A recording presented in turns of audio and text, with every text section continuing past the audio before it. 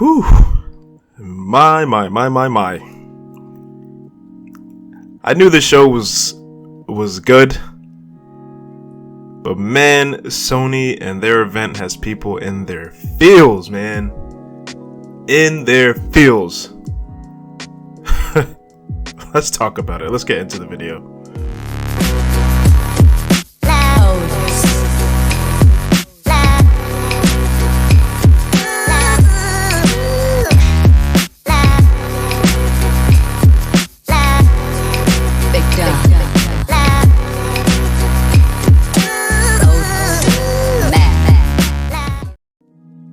Alright, what's going on, guys?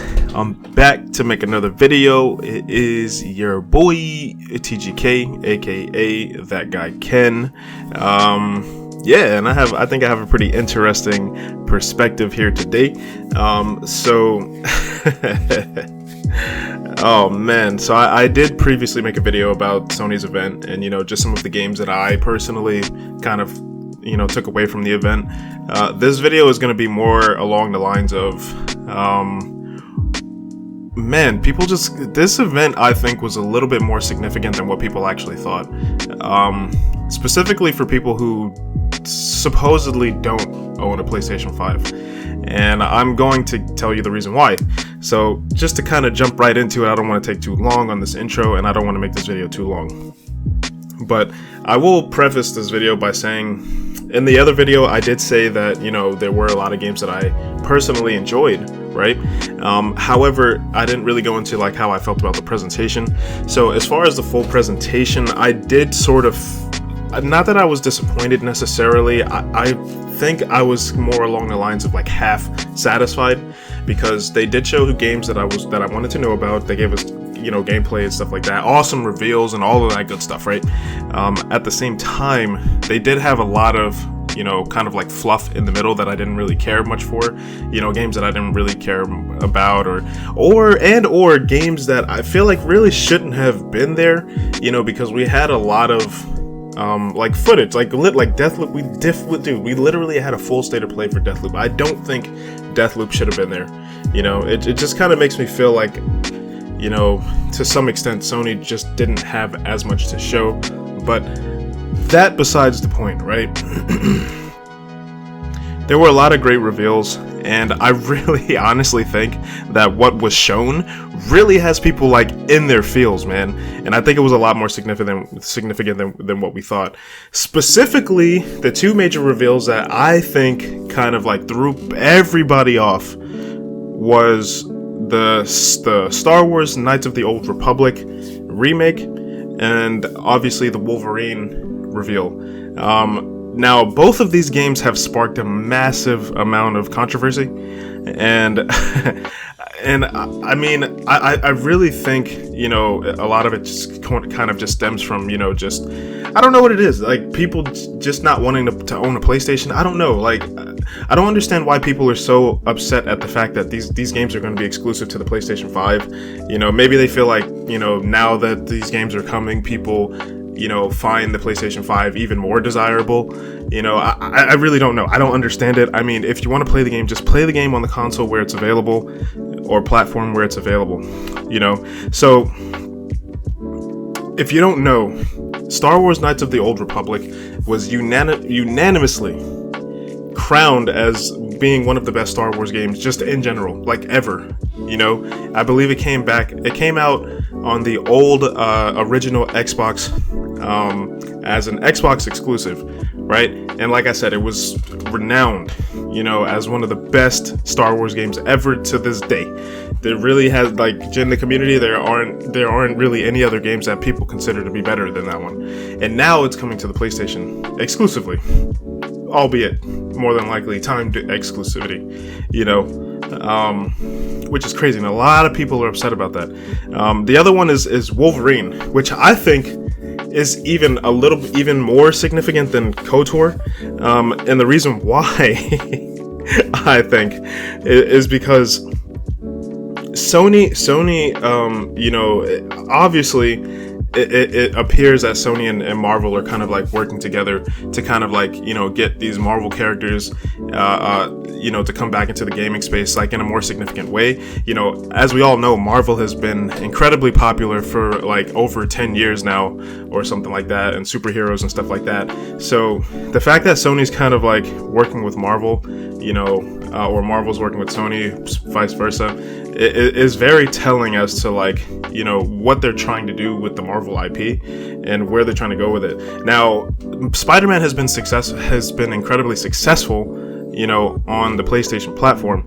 So I mean, to me, it just stands to reason that Wolverine, you know, would just be more of an extension of what they've been able to do, you know, as far as replicating that success with PlayStation. I mean, with Spider-Man, you know. And I mean, people are just super upset about this, man. I don't understand like why everybody's so upset that, you know, PlayStation is just getting all of these, you know, like Marvel IP, you know, and I almost feel like, I think people are also upset at just the implication, you know, that there could be more. Literally, I mean, there were even hints inside of the trailer, Hulk and all of those other characters, right? You never know. See, Sony has a lot of leverage when it comes to, or not a lot, I would say more leverage when it comes to, you know, Marvel and their as far as their film roots. So I do think that Sony, when it comes to like, you know, conversing or whatever, negotiating with Marvel, they have a little bit more leverage when it comes to actually, you know, being able to acquire some of these characters for the platform, you know. Yeah, and I think that's really what we're kind of seeing here. You know, I think we're seeing that not only was Sony able to get the characters, they were also able to make them incredibly successful, like Spider-Man, you know. And I think we're going to see that success as well. And I mean, people are just so upset at the fact that you know, this is the prospect is that, you know, these games are going to be exclusive to the platform. You know what I'm saying?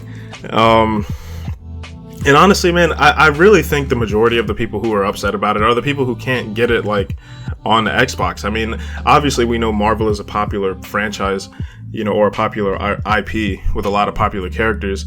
And I know that there are a lot of Xbox fans out there who love Marvel as well, you know.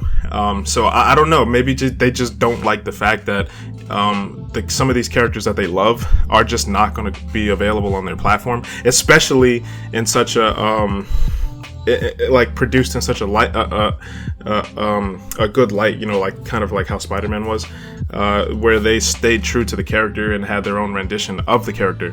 And I think they're going to do the same thing with Wolverine.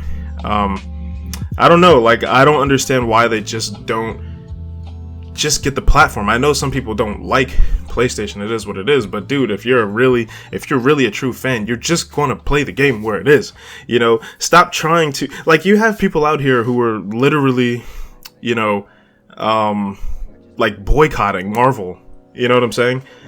And it's just like, even Microsoft put out a tweet, albeit was kind of like a joke, you know, that they were unfollowing blah blah blah Marvel due to the fact that these games are going to be exclusive to the platform, the PlayStation platform, you know.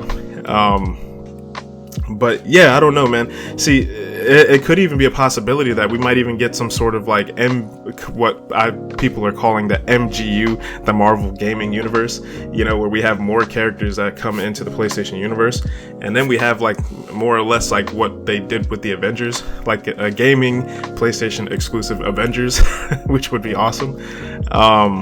And I would love to see that personally, as a Marvel fan and a PlayStation fan. But yeah, I mean, I think those really were kind of like the big things that kind of like really sparked a lot of controversy. And like I said, man, the show I thought was good, but I think because of some of these like little nuances, it has dominated the conversation and the implications of what we can more than likely expect, you know, just kind of like going forward. And people don't like that, and I don't understand it. It's just a little weird to me, but nonetheless, it's an interesting conversation. And I do think that this event, albeit some people might have been a little disappointed at how they presented the show, the content that was there, or at least a good amount of the content that was there, you know, really made this show an impactful show. I really believe, more so than we actually originally thought. So, on top of having other big reveals, you know, like Forspoken and God of War and even Project Eve, but But yeah, that's pretty much it, guys, man. I really do think that this show was a lot more impactful than what at least what I originally thought. And yeah, it's pretty crazy. It's very interesting nonetheless. But that's pretty much all I had to say, guys. I don't have really anything else to say on this one. Just make sure you like, share, subscribe, leave a comment in the comment section, hit that notification bell, and I'll catch you guys in the next video. Peace.